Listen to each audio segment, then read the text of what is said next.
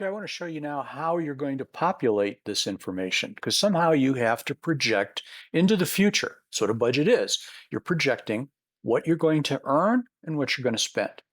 And the way you do that is that you take a look at the whatever it is that's making up your expenditures or your income and what kind of activities you have. So let's use travel because it's pretty darn simple, I think, to use.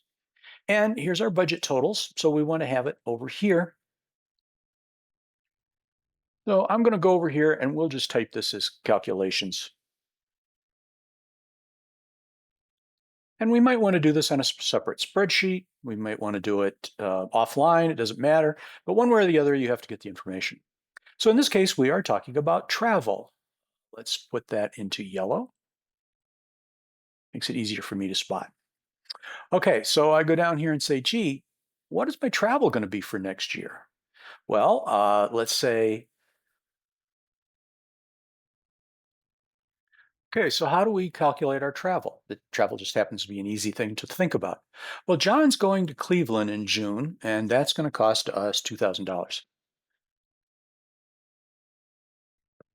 Betty is going to DC in July. That's going to be $3,000. And David is going to Atlanta in August, and that's going to be $4,000. And see, I'm not spending a ton of time trying to um, come up with anything reasonable. You may want to break this down even further. You could do this with, well, gee, for hotels, we expect this. For airfare, we expect that. For food, you may have a per diem, or you may expect to pay them a variable amount. But my point is you break it down by what you're going to spend and what events will occur. So here we said $9,000. Well, guess what? That now is what we plan to spend for travel because we've analyzed it. And that would be the same thing for office supplies. Let's go up here, office supplies and software.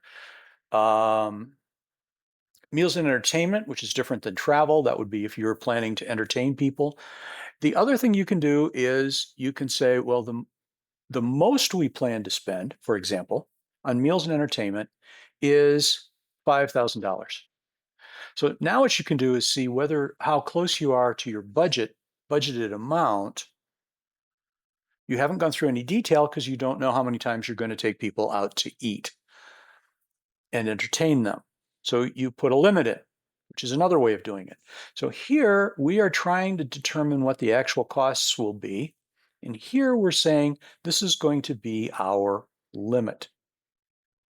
And at this point, then we have our data that we can use to load into QuickBooks. So we've created our budget. We've done it with subsidiary spreadsheets usually, but it has to be in this format. Thank you.